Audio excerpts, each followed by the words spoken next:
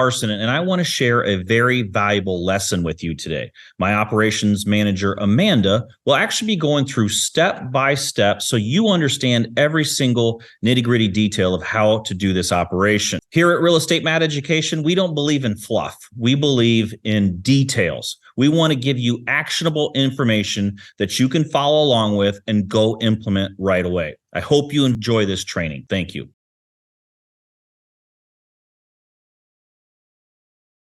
Hey everyone, so I'm filming this quick video to show you Direct Skip's new feature, which is pulling lists. So we currently use Direct Skip to skip trace all of our lists, and now you can start here by actually pulling and skip tracing your list. So when you log into your account over here on the left hand side, you'll see a few different choices, and we want to click on Property Search. From there you have the option to enter zip code, state, city, or county. I'm going to go ahead and let's do city search, and we're going to pull up Warren, Michigan, and then click on search.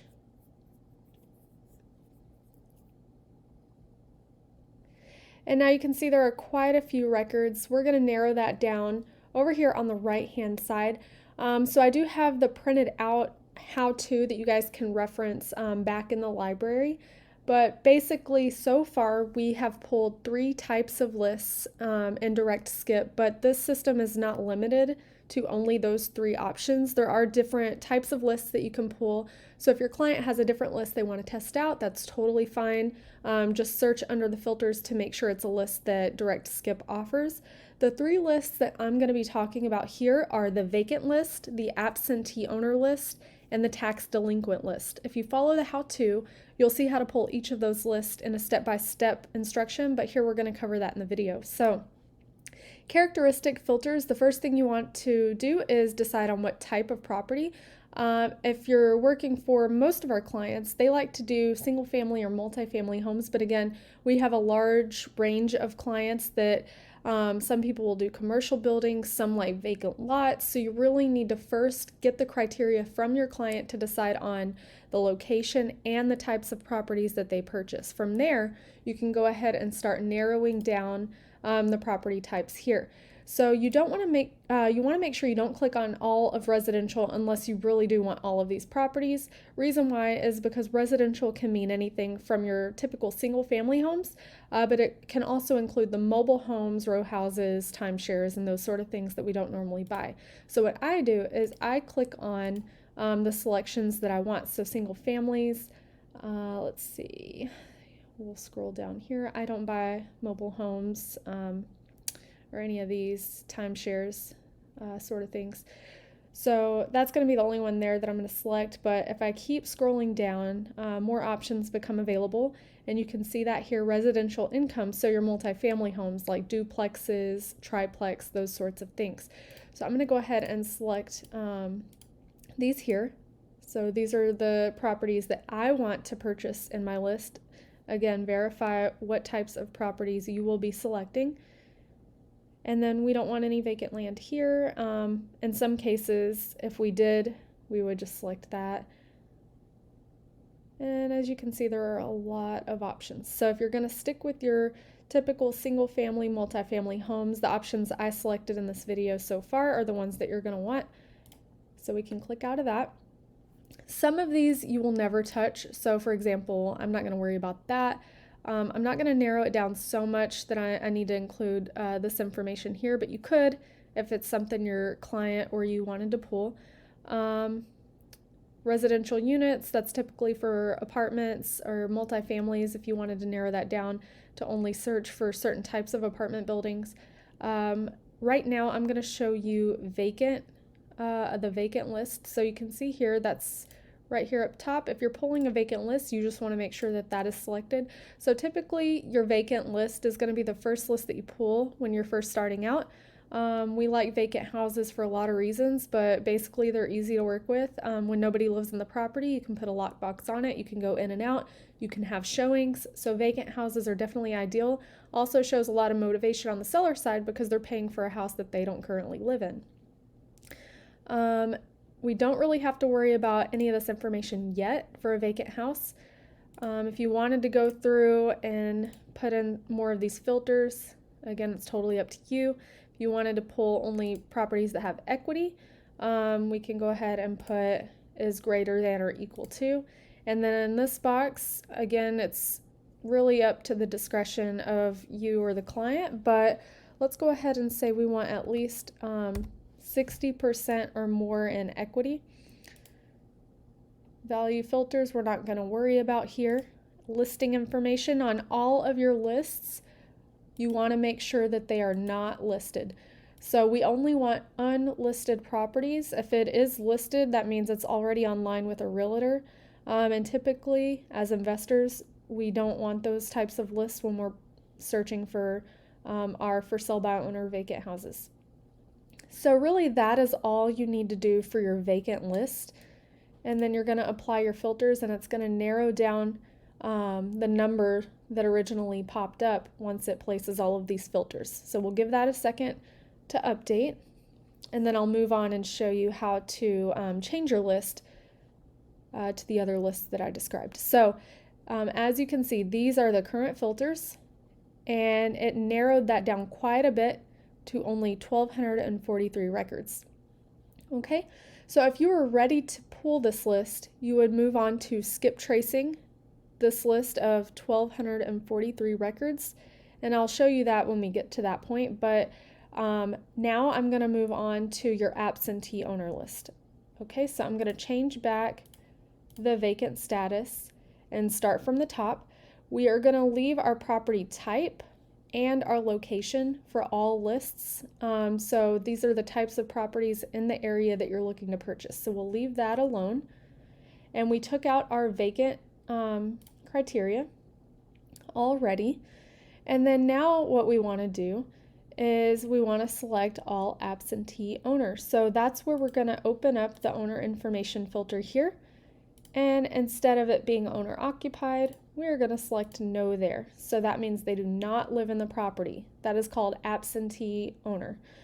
All right, so now that we have that, we're actually going to scroll down, and we can either leave the equity or change that. I'm going to go ahead and just leave that alone. I want properties that have equity. And for listing status, again, like we talked about, we're going to leave all of our lists as not listed and apply the filters. And this is going to filter all of the absentee owned properties. And now you can see we have 7,573 records for our absentee owner list. And if we were ready to pull this list, we would just click on skip trace for these records, and it would bring us over to the skip tracing field there, which I will show you in a minute. And our last list I'm going to show you is our tax delinquent list.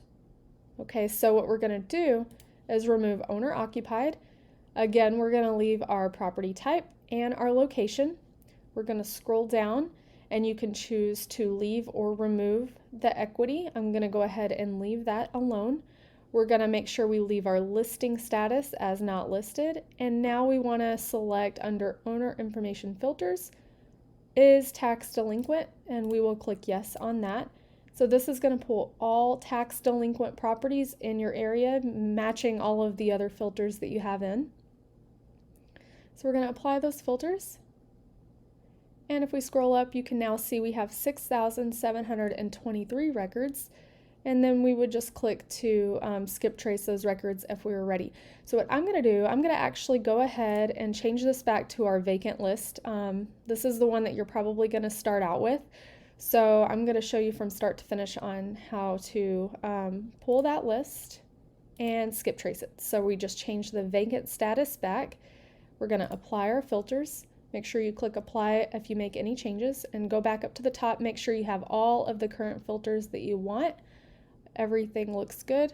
So now I'm going to take you through skip tracing the list. So if we click here, skip trace, you're just going to give your list a name. So we're going to name this list Direct Skip Warren, Michigan. So I like to include the area so that I know exactly what list that I pulled and what type of list. So we pulled the vacant list. All right, and then it's going to come to the email address on file. So if your client has their email address on the account. Just go ahead and copy yourself so that you also receive a notification when the list is ready. And then we click save. It's going to give you an order summary. So it's going to tell you the number of records, the billing summary. We actually have tokens on our account. That's why you see a zero balance here. And then add-ons. So these are highly recommended. Almost, I would say, required, but they actually don't require you to do this. I, however, would like you guys to make sure you check the DNC and owner fix boxes. This is going to scrub your list to remove anyone that you shouldn't contact or any litigators, and you definitely want to make sure you're doing that each time. There's no point in including those on your list. You're going to have to pay for them anyway, so you might as well go ahead and pay the small charge it is to scrub those and remove those from your list. Now we get a total, so we have a balance from scrubbing our list. It's really an authorization amount. It's not the actual charge because it doesn't know yet exactly how many records it's going to actually have to scrub. So it gives you an estimate. And then if you're ready, you're just going to go ahead and put in your card number here, verify, and then it's going to ask you for your zip code, and you click pay. And then once you click pay, it does take a minute to actually start the file. It's going to bring you back to the page here on your home page where it has all of your files and all of your skip searches and everything like that. So it takes a minute for it to actually go through and skip, and you can refresh the page if you want, or stay here and just wait for it to finish. If you put your email address under the copy, you should also get an email once that file is ready, so you don't have to sit here and wait. Now, once your file is ready, it's going to look like this. It's going to say list builder, and then it's going to have the name that you gave it. It's going to tell you how many skip searches that it did and how many hits out of those searches that it actually found. So it'll give you a hit rate over here on the side, tell you how much you paid. And then once you're ready to download the list, you click on the blue download button. That's going to include all of the owner information, the mailing address, and the property address. Then it's going to download to a CSV file on your computer, and if you open it up, it's going to have all of this information here. So depending on what you plan to do with this information, you may have to clean it up a little bit. The most important things to keep are the names, the mailing address, property address, and then all of the phones. So if you have to remove some of the relative information and that kind of thing, that's totally fine. You can always save a main copy and then do a separate copy for your cleaned up list. A lot of the tools that we use, like Call Tools or Smarter Contact or anything like that, sometimes all of these extra columns throws it off. So just keep that in mind. If you get an error message anytime you're trying to upload this list, it might require some cleaning up, and you just open up a new Excel sheet, keep the columns that you want, and save a new file. So pretty simple, but that's how you would pull a direct skip list and skip trace it all in one.